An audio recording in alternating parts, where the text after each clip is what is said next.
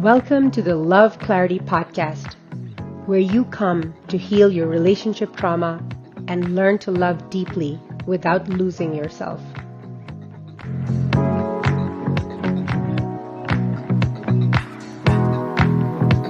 Loving someone doesn't mean sacrificing yourself. But when you love someone who keeps hurting you, it's easy to feel trapped between your heart and your self-worth. You can tell yourself that they don't mean to, that they're going to change, that love is supposed to be hard. But is that really true? Welcome to the Love Clarity Podcast. I am Sanya Bari, relationship trauma therapist and coach. And today, we're talking about something that keeps so many people stuck. What to do when you love someone who keeps hurting you. So let's talk about why we stay stuck in these painful patterns of love where we're getting hurt. We can feel we're getting hurt. Why is it that we keep staying there? One of the reasons is that we have this idea of this hope versus reality, that we have a conflict between them. We have this hope that love was supposed to feel good. So when it hurts, when it doesn't feel good, we assume, you know what? I'm just doing it wrong. That's it. I just have to learn to do it right. If I just do this, if I just do that, then it's going to be okay. And of course, if something is not going as you want, it is logical to say that, hey, I'll try harder.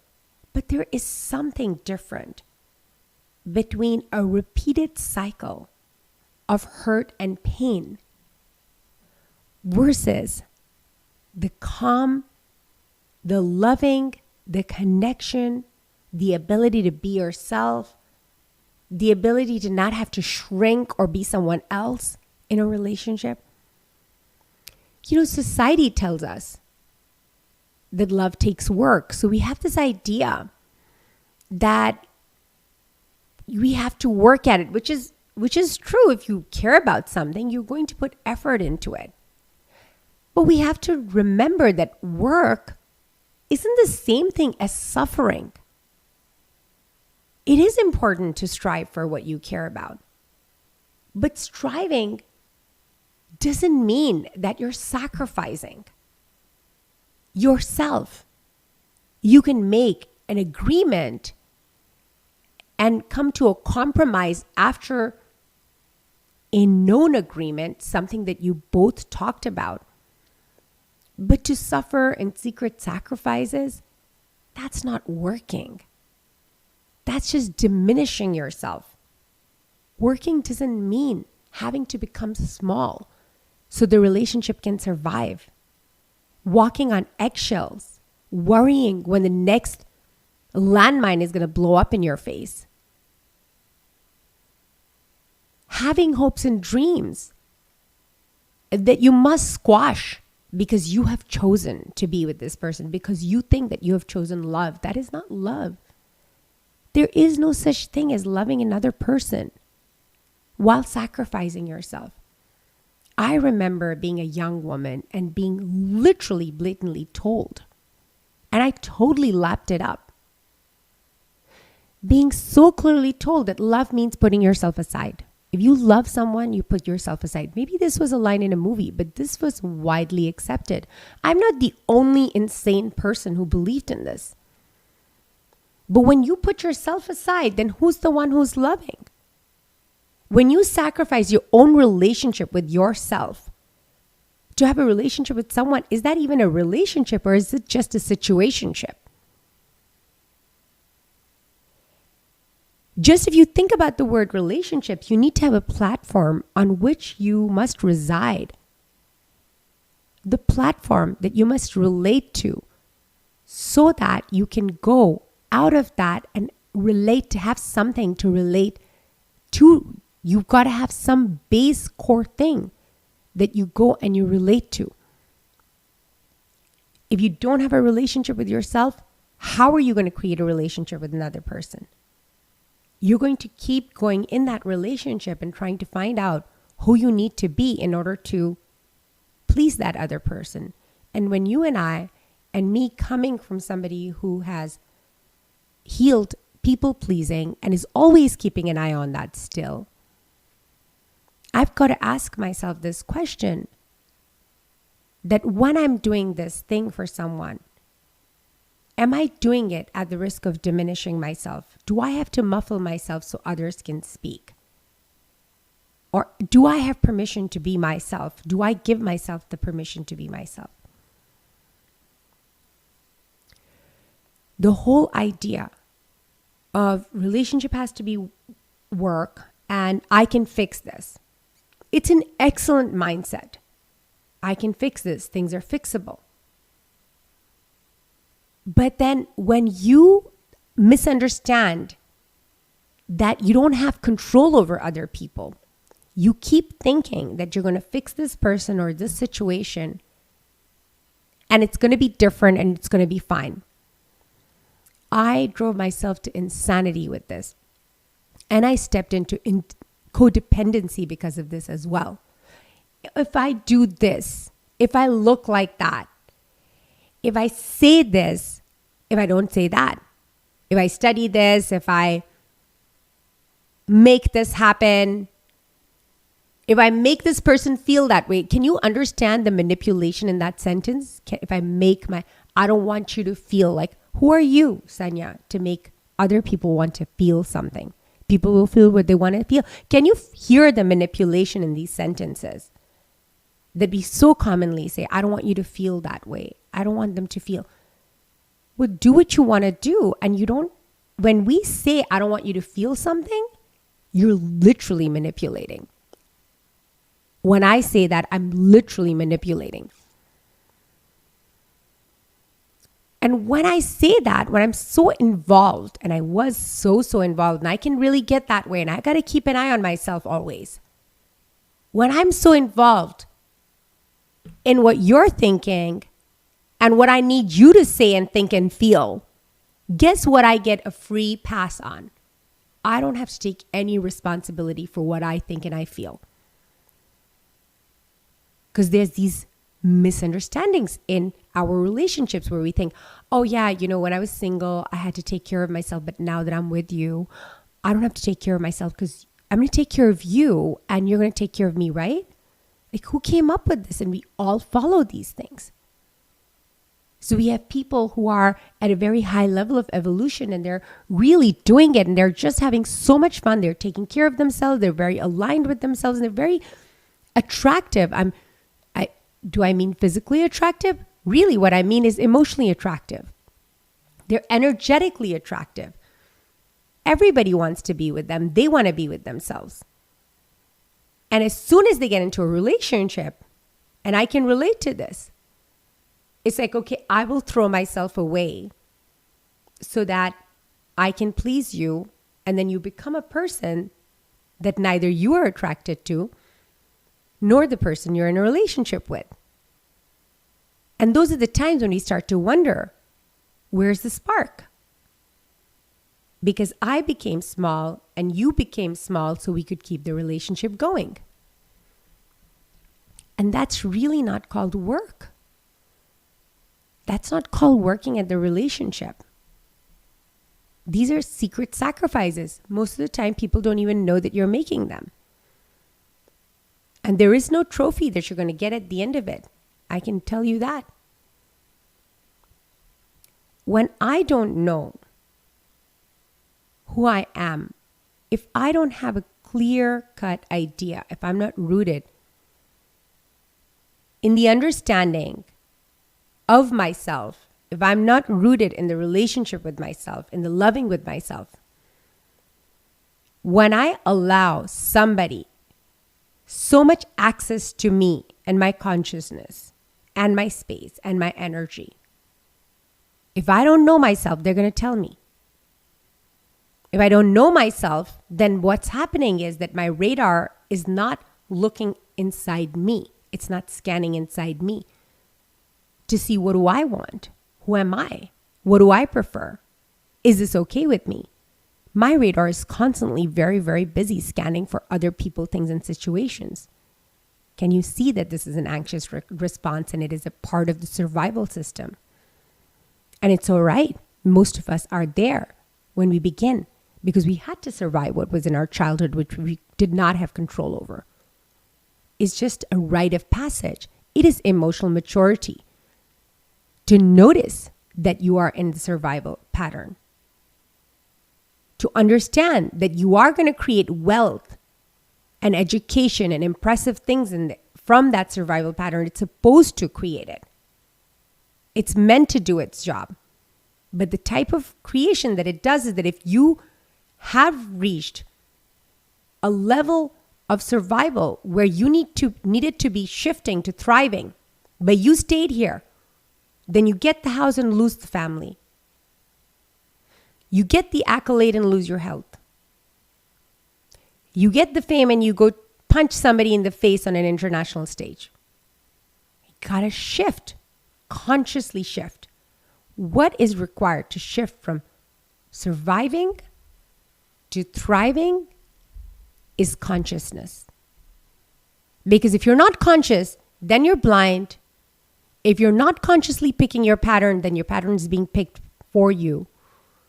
And what's always going to be picked for you is early programming, which is why you're going to notice that you're going to have the same type of experiences to handle and work through emotionally that you had in your childhood.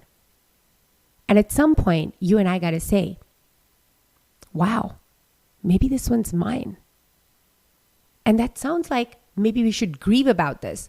But I'm saying it's an in-house problem. This is great. It's mine, you don't say. You mean the keys to my cage are in my hands? Because you know what? If they were in another person's hands, they may not want to give them to you. And this happens when we give our keys to the cage that we're in to other people. It's an in-house problem. It's not a problem I want. Great. That means that I'm going to be a person who will have creativity and motivation and will put time and energy and effort to finding the solution. You want to work on your relationship?